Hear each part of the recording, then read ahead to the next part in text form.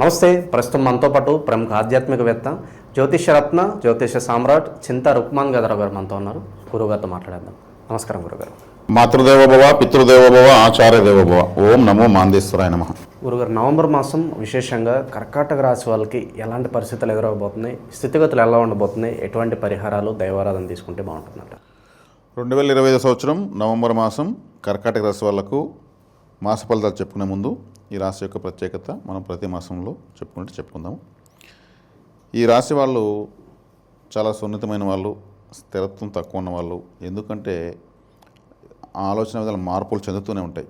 ఈ రాశ్యాధిపతి మార్పులు చెందుతూ ఉంటాడు. క్షీణచంద్రుడు, పూర్ణచంద్రుడు 2.5 రోజుకు ఒకసారి రాశి మారిపోవడము, 30 డిగ్రీలు 2.5 డేకి మారిపోతాడు. శనేశ్వరుడు 30 సంవత్సరాలకు మారేటువంటి ఈ యొక్క రాశి చక్రాన్ని వీళ్ళు 30 రోజులకు కంప్లీట్ చేసేస్తారు. ఈ రాశి చంద్రుడు కాబట్టి స్థిరత్వం తక్కువ. సంతోషం వచ్చినా ఎక్కువే, బాధ వచ్చినా ఎక్కువే, ఏదొచ్చినా ఎక్కువే, డౌట్లు ఎక్కువ ఉంటాయి. ఇటువంటి రాశికి ఈ మధ్యనే గ్రహణం అష్టమంలో జరిగింది. అది చాలా ఎక్కువ దుష్ప్రభావం అన్నమాట. ఈ రాశి వాళ్ళకి ఎవరికైనా గ్రహణం జరిగినప్పుడు ఏదైనా చేయకుండా ఉంటే ఖచ్చితంగా నేను చెప్పబోయే పరిహారాన్ని ఖచ్చితంగా చేసుకోవాలి. ఎందుకంటే శనేశ్వరుడు వక్రించి కుంభం వైపు వస్తున్నాడు. కుంభంలో రాహు ఉన్నాడు, కుంభంలో చంద్రుడు వెళ్ళాడు. అంటే శనేశ్వరుడు రాశిలో జరిగింది. కాబట్టి శని కూడా వక్రంలో కుంభం వైపు వస్తున్నాడు. నల్ల నువ్వులు, పచ్చిబియ్యము, మినుములు 3 కేజీలు తీసుకొని, నల్ల నువ్వులు నల్ల గుడ్డలో, మినుములు సిమెంట్ కలర్ గుడ్డలో, బియ్యము వైట్ కలర్ క్లాత్లో మూటలు కట్టేసి, పసుపు కుంకుమ ఒక్కొక్క దాంట్లో పెట్టాలి.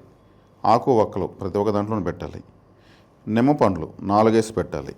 విభూది పండ్లు, విభూది ఉంటుందిగా ఉంటలుగా, అది 4 వేసి పెట్టాలి.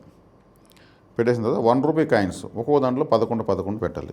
3 కవర్లు తీసుకెళ్ళి నవగ్రహ మండపంలో పెట్టచ్చు. లేదు ఎవరైనా స్వీకరిస్తే సద్బ్రాహ్మణుడికి ఇవ్వచ్చు, లేదంటే భిక్షగాళ్ళకి ఇచ్చేయచ్చు. ఇచ్చేసిన తర్వాత ఖచ్చితంగా తలస్నానం చేయాలి. అప్పుడు ఈ గ్రహణ ప్రభావం, వ్యతిరేక ప్రభావం వీళ్ళకు నశించిపోతుంది. ఇలా చేసుకోగలిగితే మంచిది. ఇంకా వెండి సర్పాలు 2 వెండి గిన్నెలో నెయ్యి పోసి అందులో సర్పాలు పెట్టి ఇచ్చేంత స్తోమత అందరికీ ఉండదు కదా. వెండి కూడా ఎక్కడో వెళ్తుంది రేటు, అది కూడా తక్కువ రేటు లేదు. సామాన్లు ఎలా ఇచ్చుకోగలుగుతారు? ఇది 3 కేజీలు. చిన్నపిల్లలు అయితే హాఫ్ కేజీ సరిపోతుంది. పెద్దవాళ్ళకైతే ఒక్కొక్క కేజీ తీసుకోవాలి.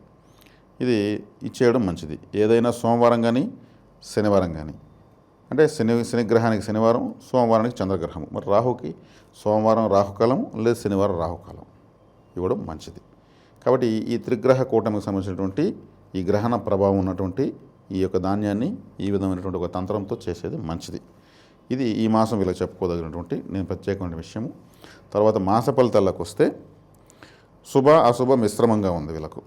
శుభము అశుభము 2 మిశ్రమంగా ఉన్నాయి. అష్టమంలో రాహువు ఆకస్మిక స్థానంలో మంచిది కాదు. ఈ రాహుకేతువులు ఈ రవిచంద్రులను గ్రహణ రూపంలో పీడించేవాళ్ళు కాబట్టి వాళ్ళు అష్టమ స్థానంలోకి వచ్చారు. ద్వితీయంలో కేతువు మంచిది కాదు. అదేవిధంగా జన్మలోకి గురువు వచ్చాడు. జన్మలో గురువు ఇప్పుడు ఈ మాసము వీళ్ళకు ఉచ్చస్థితిలో ఉన్నాడు.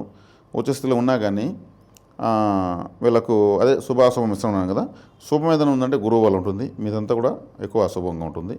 9వ స్థానంలో ఉన్నటువంటి శనేశ్వరుణ్ణి గురువు చూడడము కొంచెం దైవబలం పెరిగింది. దైవస్థానం అనేటువంటి మీన రాశిని చూడడం కొంచెం మంచిది. ఇది గురువు చూడడం వల్ల. ఇక 5వ ఇంట్లో ద్వితీయాధిపతి పంచమం ఎవరు? రవి. అదేవిధంగా పంచమాధిపతి పంచమం, వాళ్ళని గురువు చూడడం, ఇది శుభం. కాబట్టి ఇక్కడ కుజ, రవి, గురు గ్రహాలు శుభాన్ని ఇస్తున్నాయి. మిగిలిన గ్రహాలు నామమాత్రమైనటువంటి రిజల్ట్ ఇస్తున్నాయి.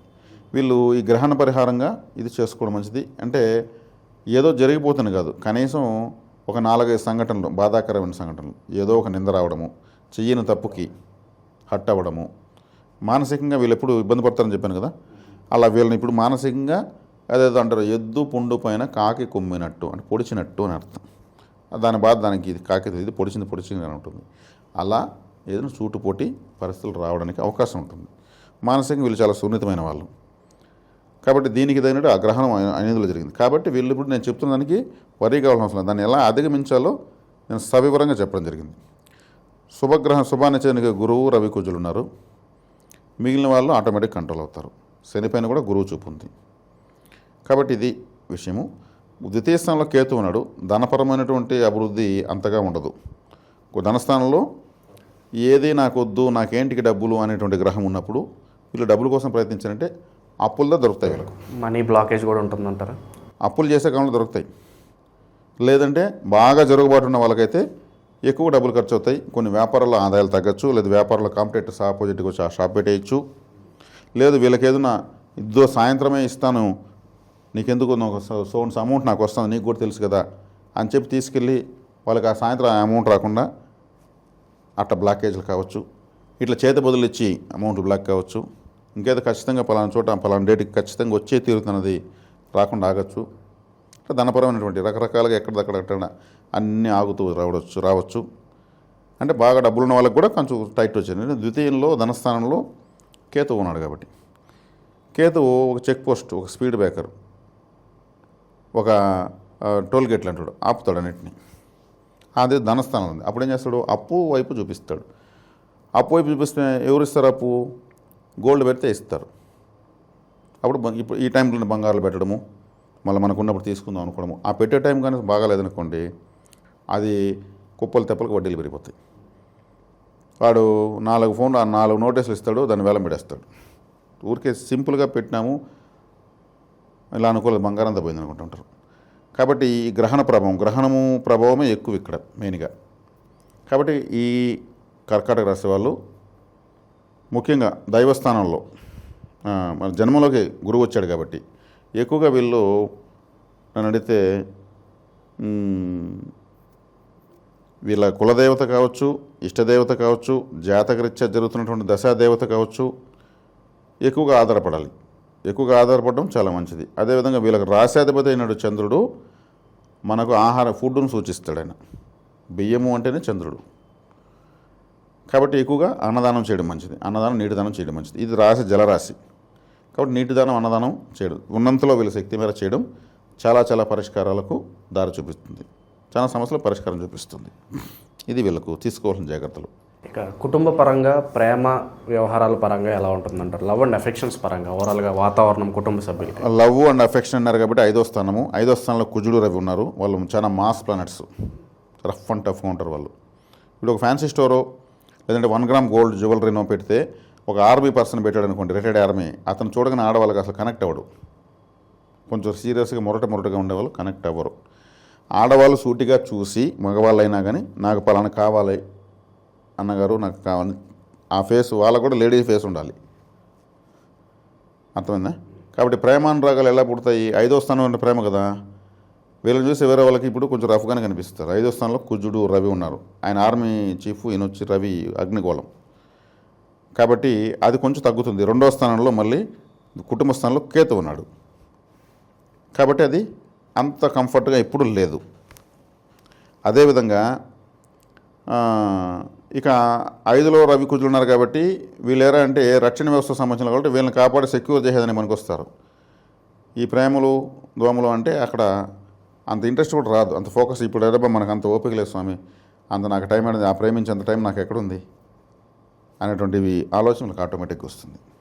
ఉద్యోగస్తులకు ఆశించిన స్థాయి ఫలితాలు ఉంటాయంటే ప్రమోషన్ కావచ్చు, ట్రాన్స్ఫర్లు కావచ్చు, ఏదైతే ఉందో అది ఉన్నాయండి. ఇప్పుడు రవి కుజులు పంచమలో ఉన్నారు. అది అదృష్ట స్థానం. అదృష్ట స్థానంలో ఆ స్థానాధిపతి అక్కడే ఉన్నాడు. కాబట్టి ఈ ప్రయత్నాలు బాగా సక్సెస్ అవుతాయి. ఎవరి సామర్థ్యం మేరకు వాళ్ళు అటువైపు ప్రయత్నించడం మంచిది. ఎందుకంటే ఈ రాశికి రవి కుజులు ఇద్దరు శుభగ్రహాలే. మళ్ళీ ఇంకో శుభగ్రహం గురువు వాళ్ళని చూస్తాడు. కాబట్టి అక్కడ వృత్తి, ఉద్యోగ, వ్యాపారాలకు సంబంధించినటువంటి ప్రయత్నాలు వీళ్ళు ప్రారంభించుకోవచ్చు. ఇక విశేషంగా ఈ కార్తీక మాసం ఎటువంటి పరిహారాలు పాటిస్తే బాగుంటుందంటారు? అలాగే ధనపరంగా ధనం నిలవడానికి ఏదన్నా రెమెడీస్ ఉంటే తెలియచేయండి వాళ్ళకి. పునర్వసు నక్షత్రం 4వ పాదముతో ప్రారంభమై ఆశ్లేష 4వ పాదంతో ఈ రాశి ముగుస్తుంది. ఈ పునర్వసు నక్షత్రం వాళ్ళకి సంపత్తార ఏమవుతుంది? పుష్యమి నక్షత్రం అవుతుంది. పుష్యమి నక్షత్రానికి అధిపతి ఎవరు? శనేశ్వరుడు. శనేశ్వరుడు సంబంధించిన ప్రభావం ఎక్కువ ఏ బ్యాంకులో ఉంటుంది? State bank of India, union bank. ఈ స్టేట్ బ్యాంక్ ఆఫ్ ఇండియాలోనే ఆల్మోస్ట్ అందరూ గవర్నమెంట్ ఎంప్లాయీస్, రిటైర్డ్ ఎంప్లాయీస్ అంతా అక్కడే ఉంటారు.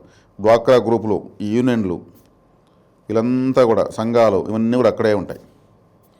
ఇంకా పెద్ద మొత్తంలో ఉన్న వాళ్ళు ఉంటారు. స్టేట్ బ్యాంక్ ఇప్పటిది కాదు, పాత ఖాతాదారులంతా కూడా. కాబట్టి వీళ్ళకు పునర్వసు నక్షత్రం వాళ్ళకు state bank of India, union bank account open చేసుకోవచ్చు. పుష్యమి నక్షత్రం వాళ్ళకు ఆశ్లేష నక్షత్రం సంపత్తార. మరి ఆశ్లేష నక్షత్రం బుధుడిది. మరి బుధుడు అంటే వైశ్య గ్రహం కాబట్టి కరూర్ వైశ్య బ్యాంక్. బుధుడికి గురువుకి సంబంధించినటువంటి కలర్స్ ఎల్లో గ్రీన్ రెండు కలిపి ఆ బ్యాంక్ యొక్క లోగో. వైశ్య అనేటువంటి పేరు డైరెక్ట్గా వచ్చేస్తుంది. బుధుడు అంటే వైశ్యుడే కాబట్టి కరూర్ వైశ్య బ్యాంకులో ఓపెన్ చేసుకోవచ్చు. మరి ఆశ్లేష నక్షత్రం వాళ్ళు మకా నక్షత్రానికి సంబంధించి అంటే ఇది మకా నక్షత్రము అశ్విని నక్షత్రానికి జన్మతార అవుతుంది. అశ్విని మకా మూల ఈ 3 జన్మతారలు. అప్పుడు జన్మతారైనప్పుడు అశ్విని నక్షత్రంలో రవి గ్రహము ఉచ్చస్థితి పొందుతుంది. అంటే ఆ రవి యొక్క ప్రభావంతో ఉంటుంది. ఈ మకా నక్షత్రం కూడా సింహరాశిలో రవి యొక్క రాశిలో మొదటి రాశి. కాబట్టి IDFC First Bank, Yes Bank ఈ రెండింటిలో అకౌంట్ ఓపెన్ చేసుకోవచ్చు. ఇది నా వ్యక్తిగత పరిశోధన. కావాలనుకున్న వాళ్ళు ఈ బ్యాంకులో ఓపెన్ చేసుకోవచ్చు. ఆ నక్షత్రాల రోజు ఆ బ్యాంకులో వెళ్ళి కొంచెం కూర్చొని రావచ్చు. ఏదో ఒక ట్రాన్సాక్షన్ ఆ టైంలో చేసుకోవడం మంచిది. ఓవరాల్గా కర్కాటక రాశి వారి పరిస్థితి ఈ నవంబర్ మాసం ఎలా ఉంటుందనేది చాలా బాగా వివరించారు. ధన్యవాదాలు సార్. ధన్యవాదాలు.